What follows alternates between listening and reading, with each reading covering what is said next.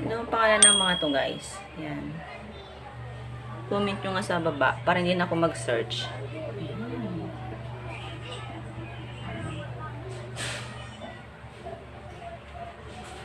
Sana mabuhay sila. Yan. Ganda nito. Hello guys. Dumating na yung halaman na binigay sa akin ng nanay ko from Pangasinan hanggang dito sa Manila. So, yan. Ilagay niya dito. Tingnan natin kung paano yung ginawa niya para makarating dito yung halaman ng buhay. So, tingnan natin. Buksan natin.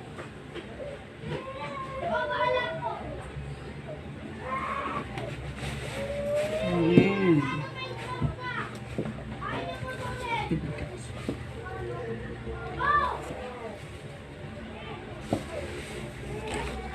May pangalan pa talaga ako. Come on! Ayan, binalot niya to. Pinadala niya to sa aking pinsan. Ayan, na nagbiyahe from Pangasinan balik dito sa Manila. Kaya binalot niya dito. Hindi naman niya may lagay sa paso kasi syempre may lupa pa yung mabigat.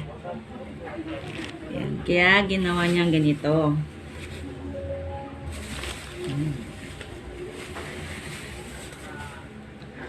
Binalot niya sa dahon ng saging tsaka ng saging para hindi malanta.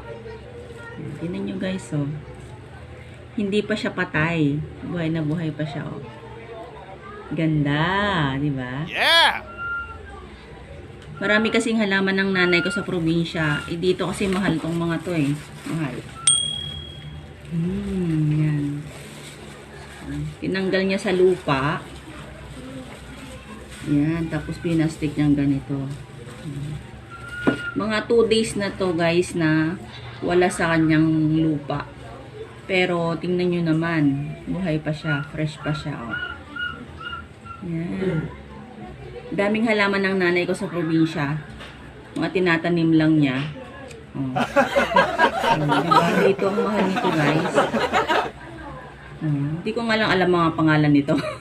Pero itatanim natin. Bibilan natin siya ng paso.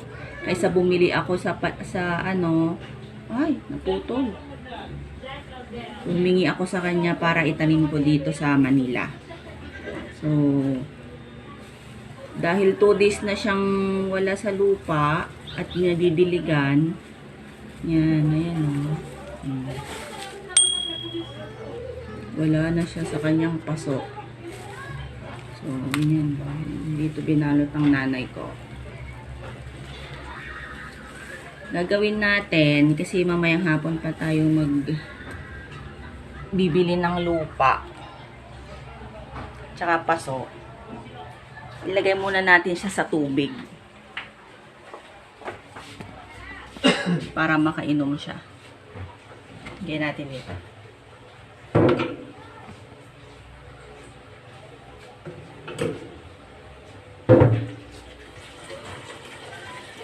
Okay natin.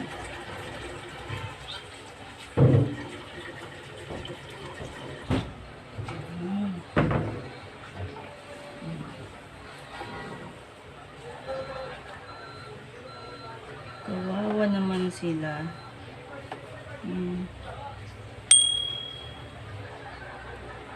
May maliliit po.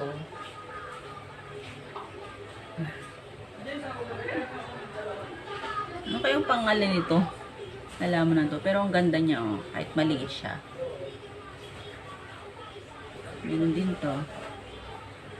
Ganda ng kulay niya, pero maliliit pa siya. Mga baby pa, oh. Pa to. Ganda ng kulay. Red. Hindi ko alam mga pangalan ng halaman na to, guys. Pero isi-search ko. Pero nakikita ko sa internet mga magaganda to. Ayan. Lagay natin dito. Para makainom siya ng tubig.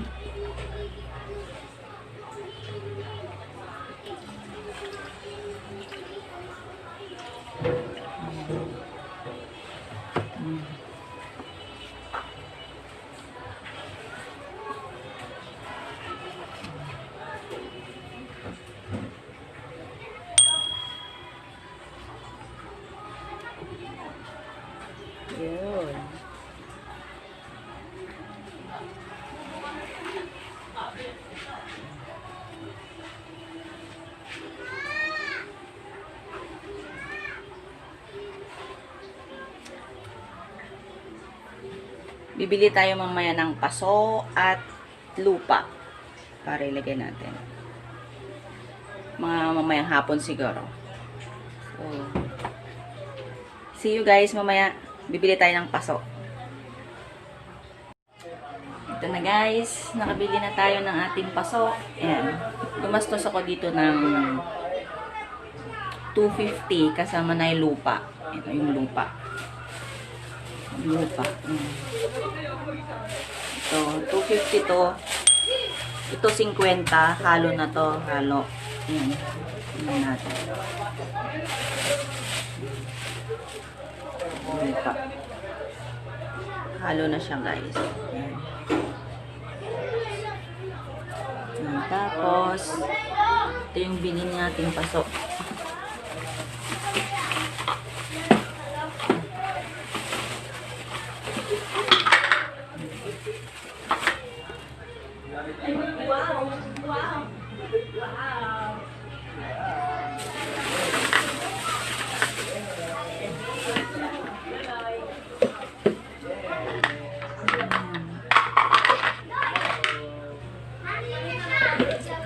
Ito guys, ano to, 25 isa. So, malaki na siya. 30 isa, pero tumawad tayo ng 4,100. So, magiging 25 isa nito. So, 4 na bilhin natin. Tapos ito, mas mahal kasi bagong design at meron siyang plato. Ayan, ganyan siya. Yan.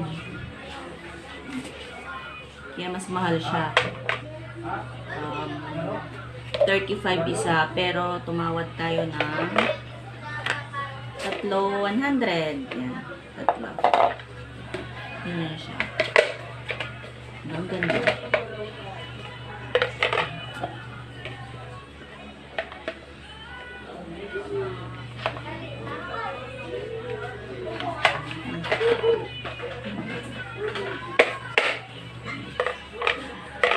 Ayan.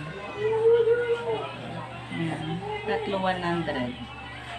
Ito, 4,100. Tapos ito, 50.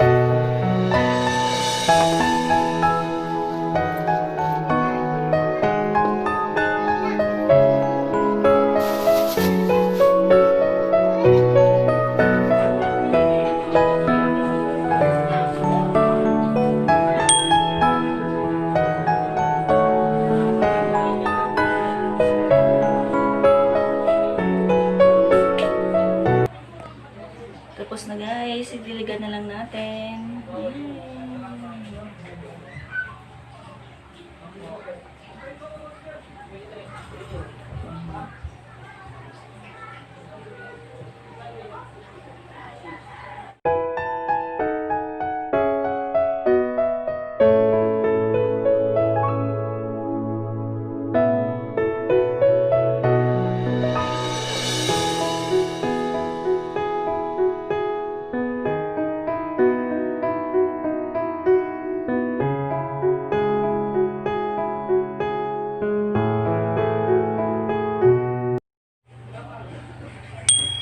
Ito na guys, oh. Bilis lang, 'di ba? Tapos ko na siyang itanim. Isi-search ko yung mga pangalan ng mga to. Ayan. Ito. Maliliit lang siya na dahon, pero ang ganda niya guys, oh. 2 days na wala sa lupa, nagbiyahe from Pangasinan hanggang dito. Ito. Ito din, maliit lang siya pero oh, ang ganda niya. Sana mabuhay siya. Buhay sila. Yan. Yan, para na silang ano. Okay, ito. May ganito na ako dati. Ito. Yan. Pero nagpadala ulit nanay ko. Tapos yan. Ano ang pangalan ng mga to guys? Yan. Comment nyo nga sa baba para hindi na ako mag-search.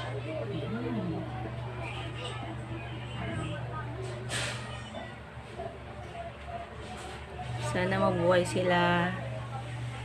Yan. Ganda nito. Yan. Diba? Ang ganda. Thank you very much, Mamang Rime, sa padala mong halaman.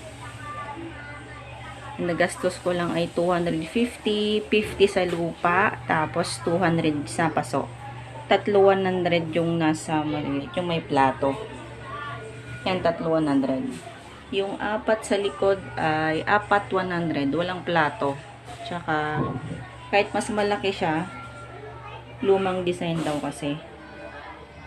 Ayan na siya. Ang galing, diba? So, ipapaarawan ko siya bukas. Didilihan ulit natin ng paunti-unti.